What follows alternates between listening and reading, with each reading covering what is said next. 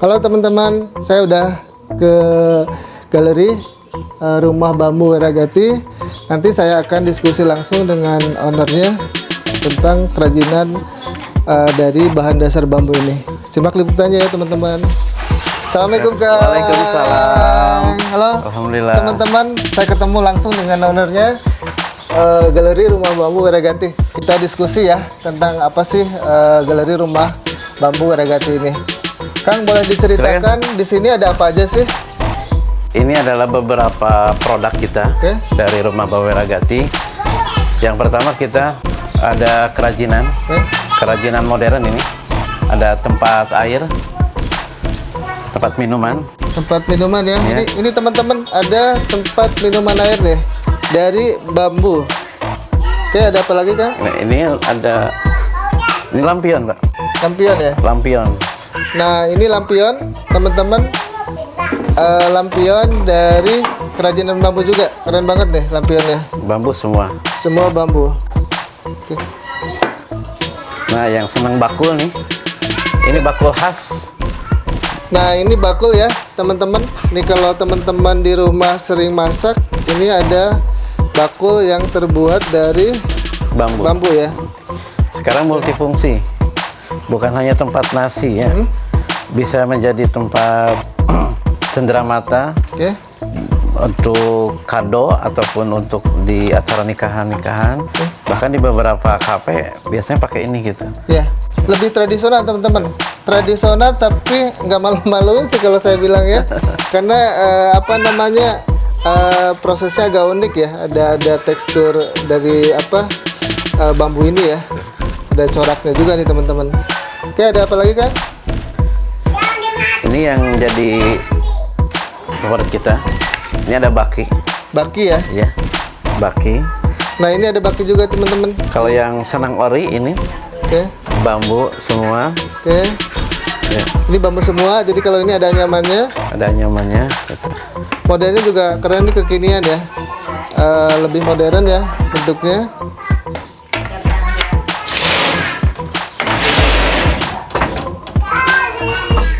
Maka cocoknya dengan kita dengan itu ya. Nah, ini ada teko juga nih teman-teman. Ada teko nih buat minum. Ini di dalamnya Stainless ya. Di luarnya dilapisi oleh bambu ya. Lebih higienis ya. Bambu higienis. Halo Sobat Bincang UMKM. Tadi Kang Hasan sudah memaparkan produk-produk dari Galeri Rumah Bambu Wiragati ya. Kita lanjut diskusi tentang sejarah dari Rumah Bambu Wiragati ini Kang. Kang, boleh diceritakan seperti apa sih awal mulanya terinspirasi membangun Galeri Rumah Bambu Wiragati ini Kang? Ya. Galeri Rumah Bambu Wiragati ini kan sebuah kelompok usaha bersama yang memang berawal dari 5 orang. 5 orang yang sudah bergelut dengan bambu sekalipun secara manual, apa adanya gitu. Kemudian kita kumpulkan, kita diskusi, maka muncullah ide untuk membuat rumah besarnya pengrajin, yaitu Rumah Bambu Wiragati. Oke, itu tahun berapa Kang? Itu tahun 2020. 2020 berarti 3 tahun ya? 3 tahun ya. 3 tahun. Kenapa terinspirasi untuk mengumpulkan pengrajin-pengrajin itu Kang? Yang pertama karena pengrajin itu sekeras apapun dia bekerja, dia tidak akan berkembang kalau tidak kolaborasi dan sinergi. Dengan segala keterbatasan SDM, keterbatasan produksi gitu. Itu berawal dari situ gitu. Oke.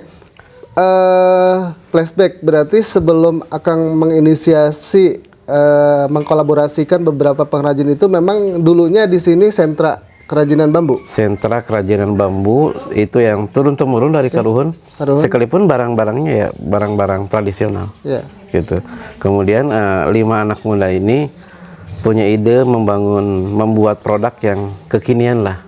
Gitu. Dan itu membuat saya tersentuh.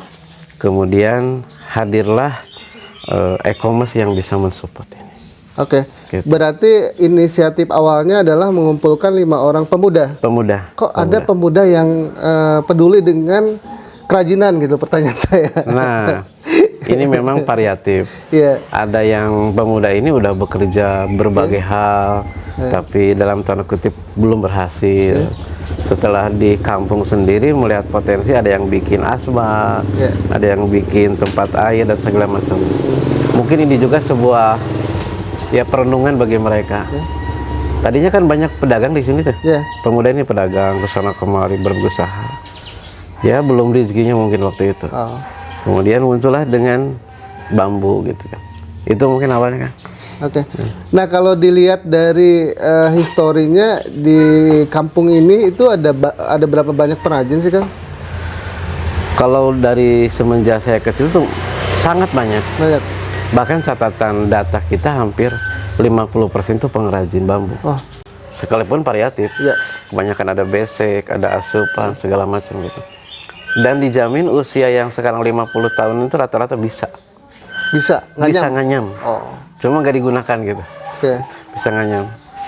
Ya, jadi teman-teman mungkin sebagai informasi bahwa di Weragati itu sebagian besar dulu masyarakatnya itu memang pengrajin ya, pengrajin bambu ya. Pengrajin bambu. Nah kalau bambunya itu ada bambu apa aja sih Kang? Kita menggunakan bambu tali, itu untuk anyaman. Kemudian bambu surat namanya, itu untuk produk industri bambu. Dan ada bambu hitam itu untuk gazebo. Gazebo ya? Ya gazebo, dan ini nih seperti ini. Ini bambu hitam ya. Ini bambu hitam ya. Ini bambu hitam. Gitu. Nah kalau bicara kerajinan bambu itu kan mungkin orang berasumsi bahwa wah kalau pakai bambu ini cepat keropos gitu. Enggak juga. Enggak juga. Karena memang ada beberapa treatment yang kita lakukan, dan itu adalah dari ambil alih teknologi yang mungkin tidak bisa disampaikan di sini ya. Itu rahasia ternyata teman-teman. Jadi bambu yang mungkin menurut orang itu masa usianya itu tidak lama ya, kerajinan bambu itu ternyata di tangannya Kang Hasan itu bisa bertahan lama. Dan itu rahasia loh teman-teman. Saya juga nggak bisa tanya lebih lanjut. Harus datang ke sini. Harus datang lebih lanjut. Oh ya, jadi teman-teman kalau ingin tahu rahasianya harus datang ke sini. Katanya tidak boleh diekspos di YouTube katanya. Oke Kang. Dari berbagai macam kerajinan ini sekarang target marketnya apa Kang? Kita memang ada pilah-pilah target. Karena rumah bambu ini ada 4 unit usaha kan. Ada sekolah bambu, ini untuk pemula. Kemudian ada gazebo. Gazebo ini memang meluas ya. Memang rata-rata menengah ke atas. Kemudian untuk kerajinan bambu, kita targetnya interlokal dan internasional gitu. Untuk kerajinan. Nah kalau yang barang-barang lokal ini memang lokal kita. Pasarnya beda-beda gitu. Pasarnya beda-beda. Jadi Kang Hasan membagi dalam 4 kategori ya. 4 kategori. Ada lokal, kemudian nasional, internasional, sama. Ya tadi yang gazebo itu ya. Gazebo itu. Yang ibaratnya mungkin eksklusif lah. Karena kan tidak semua barang itu dibuat langsung ya. Betul. Itu berdasarkan custom kebutuhan dari si pelanggan ya. Nah, dari selama 22 tahun ini ada nggak sih kendala-kendala di lapangan Kang terkait dengan kerajinan bambu ini? Kendala pasti ada. Dan cenderung banyak kan. Satu dari SDM juga gitu ya. Karena memang dengan seiring zaman SDM juga tidak boleh berhenti, harus berubah. Yang kedua, pemasaran. Pemasaran juga untuk harus lebih banyak lagi jaringan-jaringannya. Dan yang ketiga, pembiayaan juga. Pembiayaan juga jadi kendala untuk beberapa hal gitu. Terkait dengan jaringan itu, Kang Hasan memanfaatkan jaringan itu seperti apa sih? Kita memanfaatkannya untuk berbagai hal. Untuk penguatan produksi dan juga untuk penguatan pemasaran. Gitu ya. Dan jaringan ini alhamdulillah sudah sangat terasa kan.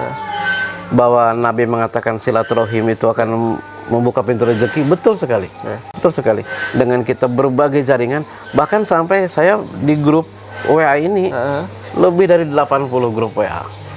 Dalam rangka membuka jaringan. Nah itu teman-teman, jadi jangan sampai beralasan bahwa handphonenya lemot dan lain sebagainya. Justru dengan banyak jaringan, banyak grup WA, Facebook dan sosial media lainnya, ternyata bisa menambah omset ya. Omset. Pemasaran ya. Pemasaran. Itu terbukti ya kan? Terbukti, sangat terbukti. silaturahim gitu ya.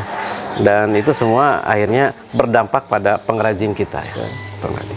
Nah, yang mungkin ingin ditanyakan lagi tadi strategi yang dilakukan oleh Kang Hasan.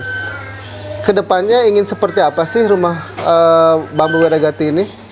Yang sekarang jadi impian kami, dan impian ini udah terencana kan? Ya. Udah terencana. Kami ingin membuat minimarketnya bambu. Yang selama ini para teman-teman dimanapun berada kadang beli kerajinan bambu kan di warung yang tidak tertata, tempatnya kurang nyaman. Kami ingin membuat ya seperti minimarket yang lain. Jadi pelanggan nyaman, bisa memilih dengan seenaknya, tidak terganggu dan tidak antri gitu. Itu yang ingin kita mengarah ke sana gitu. Cuma memang perlu beberapa hal yang dipersiapkan. Nah, terkait dengan apa namanya bambu nih Kang, kerajinan bambu itu kan ya itu seperti yang tadi saya sampaikan, apa namanya, kalau kita beli di pengrajin kan ya bambu ya seperti itu kan, apa adanya. Apa yang Kang Hasan lakukan untuk mengkreat bahwa kerajinan itu memang bernilai jual gitu? Siap.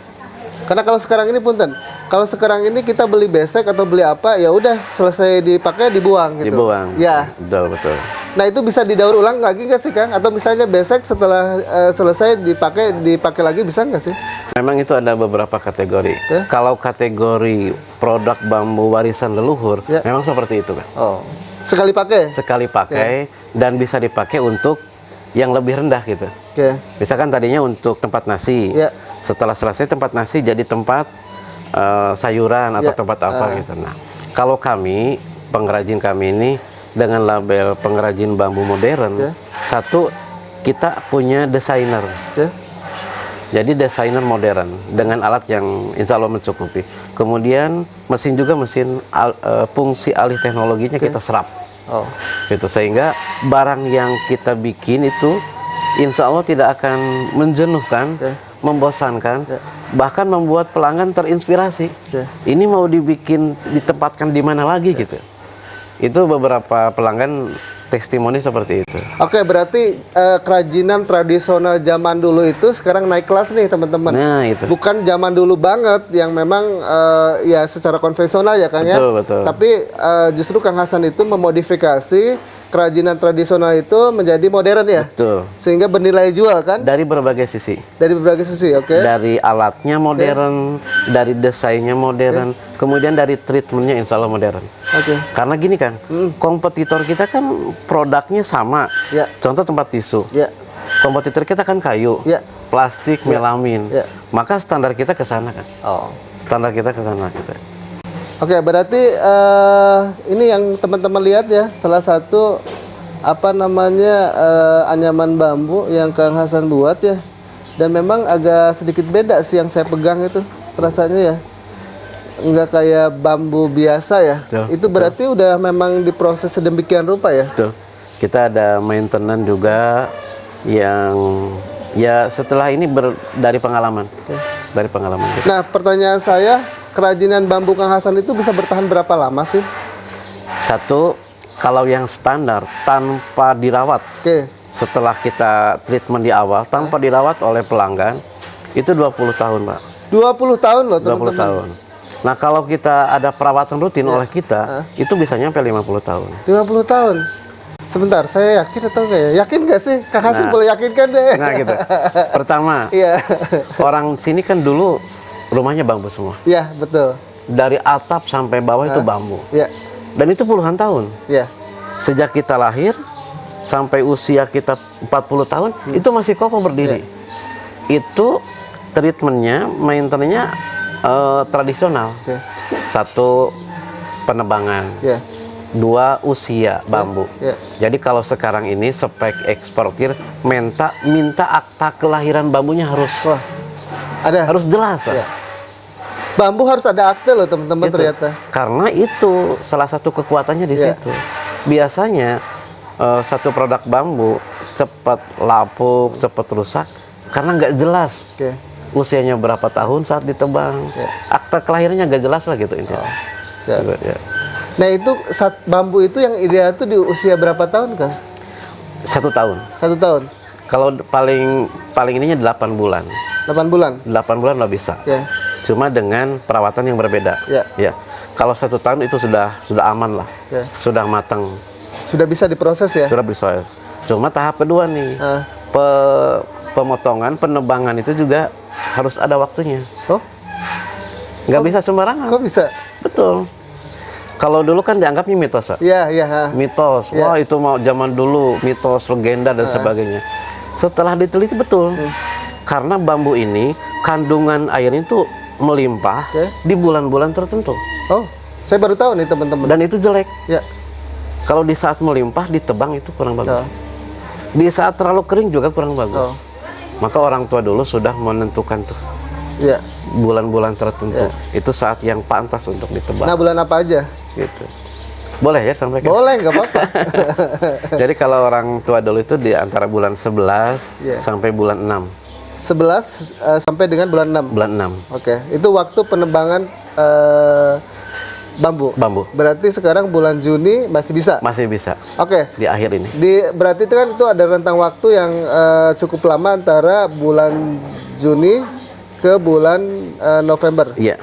Bulan November ke Juni. Oh, November ke Juni ya? Ya, itu kan mulai musim penghujan tuh. Ya. Musim penghujan dan mulai selesai musim penghujan gitu. Nah, bagaimana mensiasati? Kan itu waktu tebangnya udah selesai nih, Kang. Betul, ya. Bagaimana mensiasati itu? Berarti kan rentang waktu yang cukup lama untuk tidak melakukan penebangan. Itu yang dimaksud dengan treatment di awal. Jadi kita punya stok, Kang. Oh, stok. Punya stok. Kemudian bambu ini tidak langsung digarap. Kita tebang langsung digarap nggak bisa. Oh, enggak. Oh. Itu ada perawatan khusus lagi. Makanya tadi disimpan dulu, baru 2 bulan tidak ada kendala apapun, baru dibuat produk. Sebentar, kalau saya kan zaman dulu nih, rumah saya juga termasuk rumah zaman dulu yang di atasnya pakai bambu ya. Bambu. Atau reng lah, kalau misalnya buat genteng ya. Nah itu biasanya kan ditimbun dulu di lumpur nih. Itu dilakukan nggak sih di Kang Hasan? Kalau untuk produk gazebo bisa. Bisa. Karena gazebo kan warna nggak ngaruh. Ya. Untuk produk kerajinan nggak bisa. Oh, nggak bisa? Nanti warna ngaruh, Pak. Oh gitu? Iya. Kan kalau direndam kan menghitam. Itu kurang bagus. Oh. Maka sekarang kita punya cara lain lagi. Cara lain? Cara lain. Selain direndam. Orang dulu kan direndam. Nah sekarang kita mulai berpikir lagi gimana caranya bambu tidak berubah warnanya, tapi kuat, tapi kokoh. Ada laminasi alami dari alam gitu. Bukan kimia, bukan kimia. Ini ada alam juga. Ada proses juga. Dan itu yang memang hasil pengalaman. Oh, nggak bisa diekspos. Kayaknya nggak bisa. Nggak bisa, teman-teman. Kalau mau pengen lebih detail, kata Kang Hasan datang ke sini. Tapi untuk awal boleh. Boleh, silakan Kang. Itu digodok, Pak. Hah? Bambu digodok? Digodok. Gimana ceritanya bambu digodok? Bambu digodok. Direndam di air panas. Bagusnya digodok. Itu nanti pakai larutan air, larutan garam. Garam. Sebentar. Itu bambu berapa panjang? Nah, karena kita kan kerajinan. Kerajinan nggak ada yang panjang. Paling panjang ya 40 cm, 50 cm. Makanya kita punya wajan yang ukurannya besar. Untuk perendaman itu, penggodogan. Berapa lama menggodoknya? Penggodogan ini ya bisa 2 jam, 3 jam, 4 jam. Wah, lumayan lama juga ternyata. Nah, jadi gimana? Kita ini punya, ini kan misalkan customer nih. Ya. Oh, customer ini siapa, ingin seperti apa? Biasanya yang detail itu kita kasih yang maksimal. Karena mereka biasanya mau nunggu, asal maksimal.